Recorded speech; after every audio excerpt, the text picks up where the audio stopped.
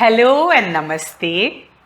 Talking about the Gangadhara of Rockfort reminded me of another exquisite Gangadhara in a temple near Kumbakonam, the Lalithambigai temple in Thirumeeyachur. I chant Lalithasranamam every day and the goddess occupies center stage in my puja room, as you can see.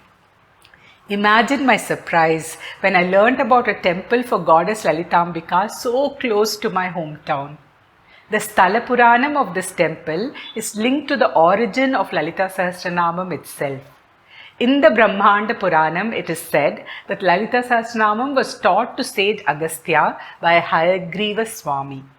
After learning the hymn, the sage asked the Lord, "Where should I recite it for the first time?"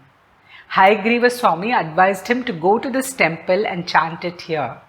So the sage came to this temple along with his wife Lopamudra and chanted Lalithasasranamam for the very first time in this temple.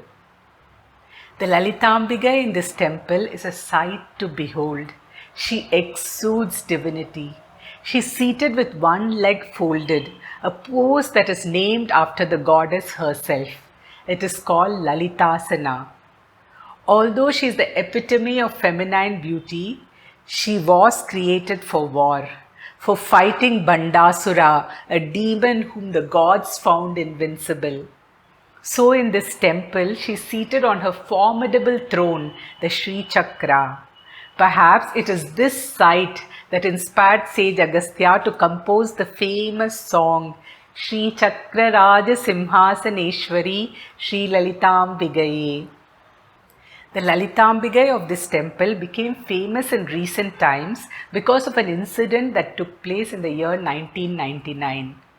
A devout lady in Bangalore apparently had a dream of a goddess who asked her for anklets or salangai. She was sure this goddess belonged to a temple but did not know who or where she was.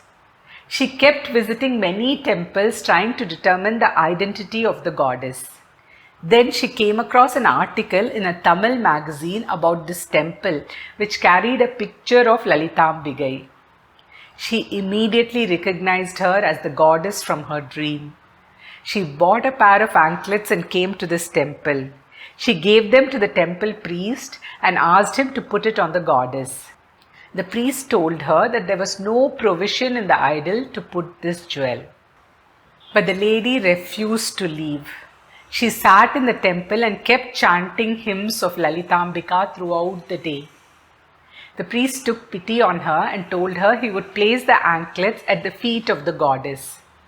While he was doing this, he spotted a gap near her ankle, just the right size to fit an anklet. He was able to fasten the anklets around her ankles. Since this incident, it has become a practice for people to bring anklets for this goddess.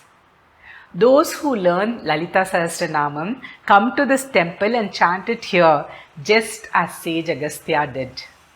The temple was originally known as Meganathar Swami temple, since the Shiva in this temple is called Meganathar. This temple is believed to be the birthplace of many famous siblings from our mythology. Vishnu's Vahanam Garuda and his brother Aruna, who is the charioteer of the sun god, were born here.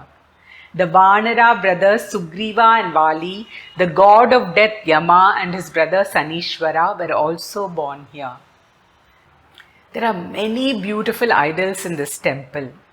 There is an exquisite Durga with multiple arms. She has a parrot perched on one of her hands. So she is called Shuka Brahma Durga Devi. Shuka means parrot in Sanskrit. It is said that if you pray to this Durga, the parrot in her hand will carry the prayer to Lalithambika. My favorite is this Gangadhara. I have spoken about multiple Gangadharas in this channel.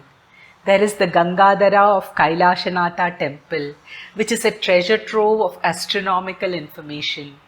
The one in Rockfort that I spoke about last week is enhanced by poetry and history. I love this one because of its unabashed humor. The sculptor seems to be teasing Shiva. What the Nadipriya poem in Rockford does with words, the sculptor does with his chisel. It depicts the moment Ganga descends from heaven. Shiva is capturing Ganga in his matted locks. Notice how he has unfurled his hair and Ganga has landed on it. Here too, Ganga is depicted as a young lady, her hands folded in Anjali Mudra. Parvati is apparently furious with Shiva for this. She is trying to walk away from him. Notice her feet, they are turned away from him, as though she is ready to walk. Shiva is trying hard to pacify her even as he is capturing the river. While his one hand is holding Ganga, the other is cradling Parvati's chin. Now look closely at Parvati's face. If you look at her from Shiva's side, she looks like she's sulking. But if you look at her from the other side, she has a coy smile on her face. Can you imagine the skill required to carve such a subtle double expression on a face? I want to end this post with a salutation to this unknown sculptor whose name we will never know. Of the 3 Gangadharas I have spoken about on this channel, which one is your favorite? I would really love to know. That's it from me.